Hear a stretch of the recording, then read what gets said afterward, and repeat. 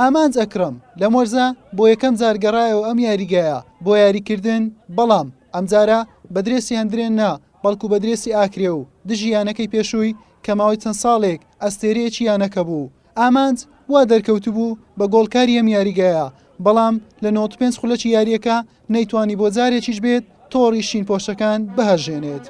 لە یەکێک لە یاریەکانی هەفتەی حەڤدەیەمی خولی نایابی کوردستان هەندرێن میوانداری ئاکرێ کرد. لە خولەکی حەڤدا محەممەد مەغدید بە گۆڵ یەکەم هەندرێنی پێشخست.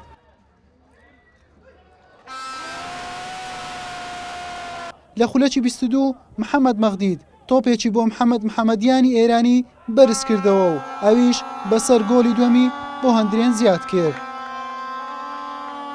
محەممەد مەغدید خەریک بوو بەشداری گۆڵێکی تریش بکات، بەڵام ستون نەیهێشت.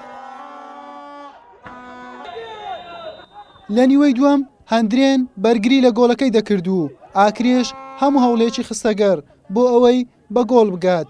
ئامانجەکرم تۆپێکی لە ستوندا.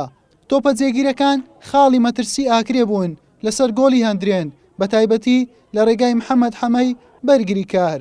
بەڵام محەممەد یاسینی گۆڵپارێز ڕێگەی نەدا لە کاتی ئاسایی یاریەکە تۆڕەکەی بهەژێندرێت، بەڵام لە خولەکی دووەمی کاتی زیاد کرا و محەممەد حەمە توانی بە لێدانی سەر گۆڵ یەکەمی ئاکرێ تۆمار بکات.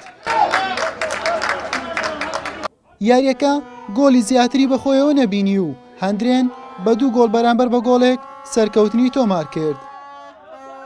بێگومان ئێمە کە لەم یاریگەی خۆمانواتین بۆ ئێرە بۆ سێ خاڵ یاریەکە هاتین، بەڵام ئیمڕۆ بەخت یاوەرمان نەبوو. شەوتی یەکەم یاریێکی مام ناوەند بوو، بەڵام ئێمە 2 گۆڵمان بە ئەغڵاتی فەردی لێکرا.